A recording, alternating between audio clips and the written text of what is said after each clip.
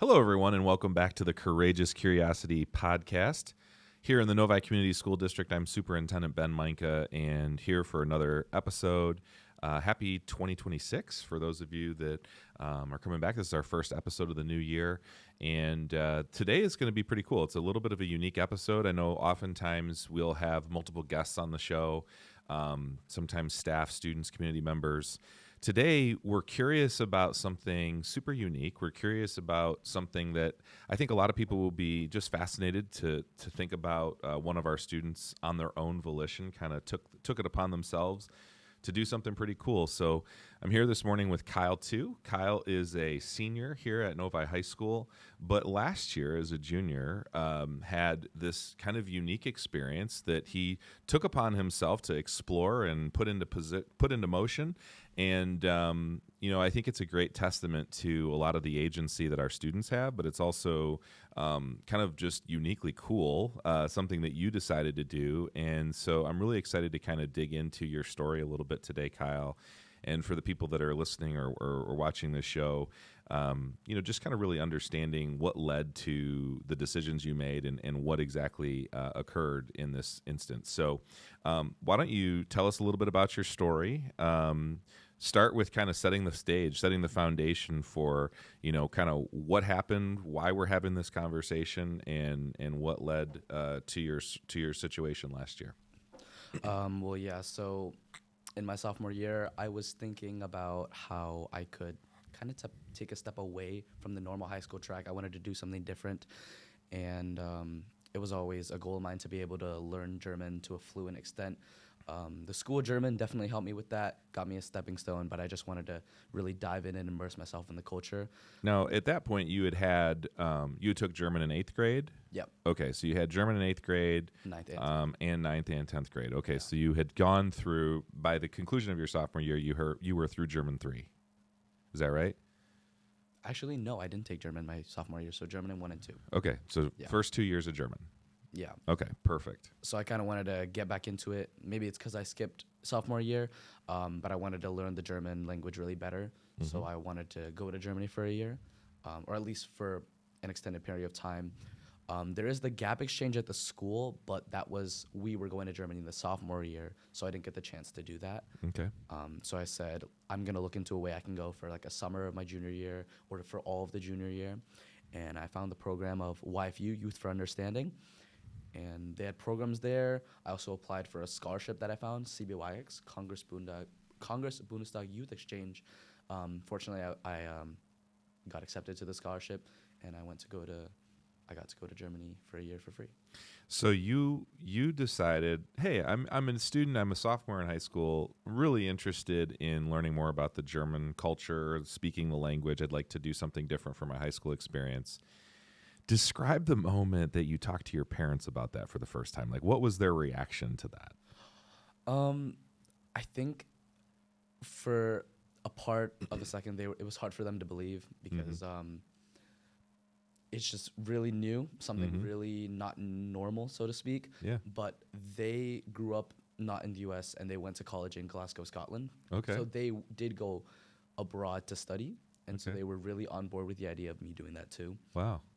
So they were really supportive because they had a similar experience. Yeah. Did they do that when they were in high school or after high school? Just for university. So Okay, after just high for university, yeah. So, okay, so you're sophomore in high school. You're thinking, I want to learn more. I don't want to go to the traditional high school situation. So you get accepted to this scholarship. This is not a thing that is widely published. How did you find out about it? Just took, I guess, a lot of internet surfing. So I was just online, I guess bored one day during winter break, and I just went through the internet trying to find something. Okay, all right. So you obviously have friendships. Have you been in Novi your whole career, your whole schooling career? I moved here I started here in 3rd grade. In 3rd grade. So you have a lot of friends. Yep. You have a lot of people that you've had relationships with. How did it go talking to them about this? You're like, I'm just gonna go to another country for a year.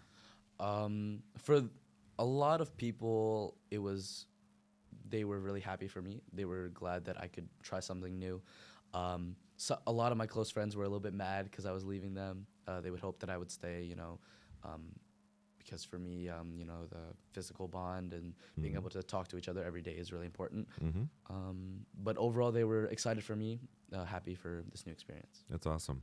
Okay, so why Germany? What caused you to have kind of this desire or interest to study there or to learn more about that culture? It kind of starts with the fact that I was taking German language at school. So when I was younger, I was watching these videos from my favorite team, Bayern Munich.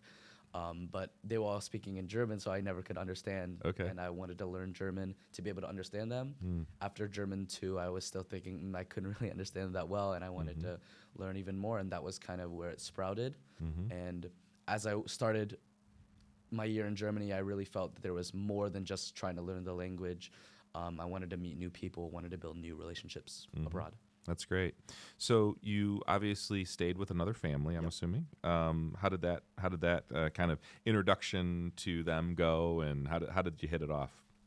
At first, it was really weird because it's completely new people, and the lifestyle was a lot different from living here. Also, for the first time, I had siblings. So I'm an only child in the U.S., but I had 2 younger siblings in Germany. So I had to get used to the whole, I'm not sure, sibling fighting culture. Sure, yeah. You're not the only one anymore. Yeah, but it was very good, especially with the brother. The brother was only a few years younger than me. He had a lot of similar interests as me. It was great hanging out with him. But it also, me and the brother went to the same school, and sometimes the people at school aren't very nice. So I had to kind of step up to the big brother role, and I think that's kind of changed how I see other people. Oh, that's awesome. So you got to take on a little bit of a protector of your younger sibling in that space, which you wouldn't have experienced being an only child here in school, which is really cool. So I think a lot of times people think about, we have exchange students that come to the U.S. every year. We have probably close to a dozen students every year that are coming from various countries to learn about the American system. And rarely do we have our students necessarily thinking, and I think this is actually a really cool opportunity that you took upon yourself to do this. But I think it's less common that we have our students going to do what you experienced. So talk a little bit about the school itself. So you got into this family, you hit it off, you got 2 younger siblings now at your German family home. You get into school, and describe what this typical school day is like at the school that you were attending in Germany. I think the biggest difference is the timing. So our school is from 8 to around 3. If you have after school activities, maybe even 5. In Germany, at least in the school that I went to, and most schools in Germany, they end really early. So mine started at around 8 and ended just after 1, which is significantly earlier than here. But the main reason for that is they don't eat lunch at school. Okay. And because it ends so early, they just eat lunch at home. Okay. So for a normal school day would be 2 blocks of 45 minutes with a break, 20-minute break, then another 2 blocks, another 20-minute break, and then 2 blocks, and then you go home. I think it's good because it's a good chance, in the 20-minute breaks, they had a playground outside or just a common area where you can play basketball or hang out, play soccer. It's a great place for the people to interact, good way to, chill after you've learned. Maybe you just took a test, good way to calm down. And I think it's good for the overall well-being of the students there. Interesting. So they ended school around lunchtime, little late lunch, probably for us here. But what was the class experience then one in which they assigned, say, a lot of work that you would then be doing in that extra time that you had, or how did you utilize the extra time in your day? I mean, was the school expecting you to do other things outside of that, or was it pretty much just, nope, we're going to kind of stick to the confines of our structure that we have, and then that's just our school day? I don't think the intention was to, but they did have a lot of homework, and the course was quite rigorous. I'm not sure if it was to make up for the lost time, but I think you kind of expect your kids, the students, to do more than just school. So a lot of them would play outside instruments with a school orchestra or band, which is one of the only extracurriculars they had there, or play a sport. I know a lot of my friends in the class, played table tennis or soccer. So it sounds like in your describing of this experience, you probably had a little bit more freedom and latitude as a young person than maybe you feel like you have at a traditional, U.S. system here. So, what was kind of what were some of the pros and cons, I guess I would say, of having that extra freedom? Was that something you really liked? Did you feel like that benefited you? Because I think there, are a lot of different types of people. Some people like the structure of, I know this is where I'm going, this is what I'm supposed to do. And then there's others that are like, no, I can actually make a lot more use of my time with that freedom and flexibility. So how did that work for you? I think the freedom for me was kind of a blessing. Structure is important in my daily life. I mean, school after extracurriculars. But I think also a sense of randomness that after school, I don't know what I'm doing with my friends. If I want to go out and eat before the bus comes, I can do that. If I needed to go home and study for whatever was coming up in the German school, outside of the German school, I could do that too. It was a good feeling for me to be able to just go do stuff that I didn't really do here. So I didn't really get to play basketball that much or go on bike rides, just wander around, partly because of all the extracurriculars that I was doing. But in Germany, I was able to actually do stuff with my host brother. I got to spend a lot of time with him. And with the German public transportation system, I got to go to a bunch of cities just on my own. And I think that was great. Yeah, so you mentioned that. Talk about some of your experiences. You did this all by yourself. It wasn't like, okay, we're getting the whole German family together and we're going to go travel around. You kind of just said, hey, I'm going to take a couple days and go check out some cities. I mean, as a 16, 17-year-old young man, you just took it upon yourself to do that. Yeah, I mean, I always wanted to see other parts of Germany. I've been to other places in Europe and never really been to Germany. So I tried to explore that as much as I can. So I visited other exchange students that were also on program, like in northern city like Kiel or Berlin. I went there for about a week, Hamburg. It's great to just be able to, get on a train and be able to go there in like 2 or 3 hours. I know in US, if you don't have a driver's license or you don't have anyone to drive you, it's really hard to get around town. Yeah. But I guess with the freedom, having like a bus pass, being able to take a bus, go on a train, I think it's really fulfilling. That's awesome. So what were some of your favorite sites that you saw? I guess the whole Berlin tour was really nice. I've seen a lot of pictures of Berlin, but being able to go there and see the big sites, like how big the Brandenburg Gate is great. I got to go into the Congress of Germany, the Bundestag, to witness a hearing, or not necessarily a hearing, just a meeting, and go to the top and look over the city. Berlin was definitely just a great place to see. Awesome. Sites. That's really cool. The history there, in all of Europe, really, it just so predates our history here in the U.S. that it's kind of, mind blowing to think about, what's there. So, how do you think your years in German prepared you with a foundation to be able to experience a full immersion experience like this? I think you can't have a good German year or just exchange year in general if you don't understand the language. I think that's should be a number one priority. So being able to learn German for 2-3 years here, good to get a foundation.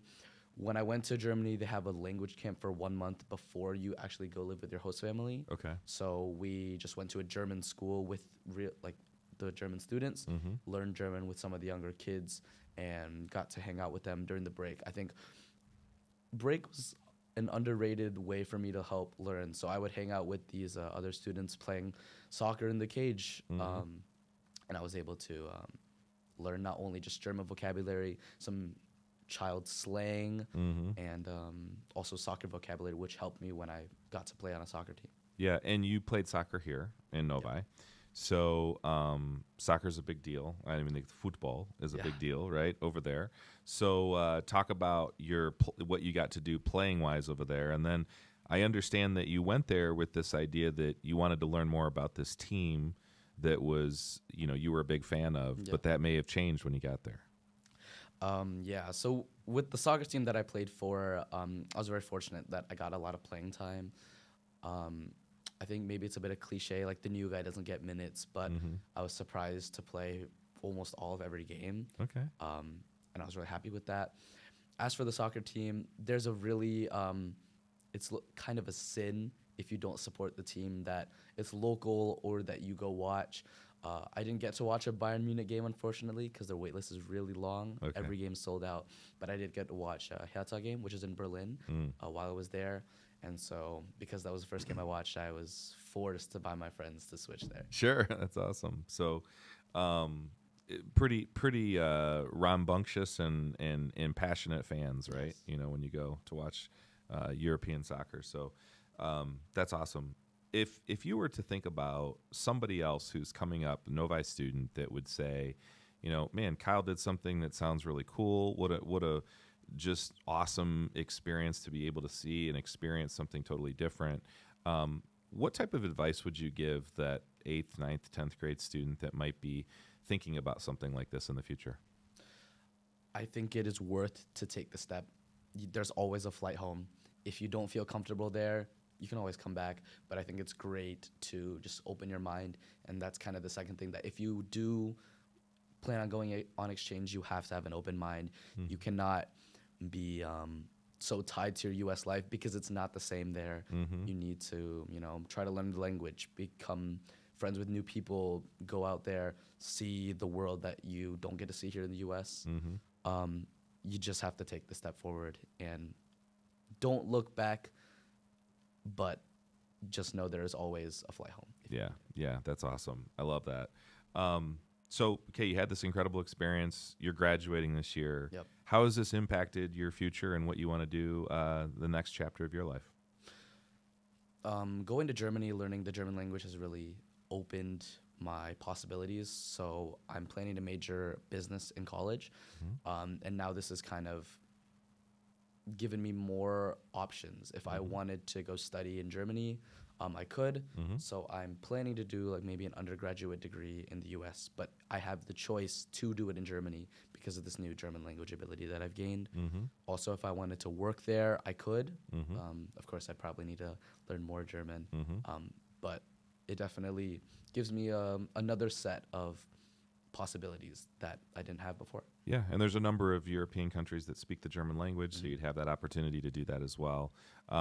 You're an inspiring student. You're an inspiring young man. It's been really cool to just have this conversation with you. So thank you for having just kind of the foresight and willingness to have the courage, I think, to step out. I think we talk a lot with our Positivity Project work about, having courage.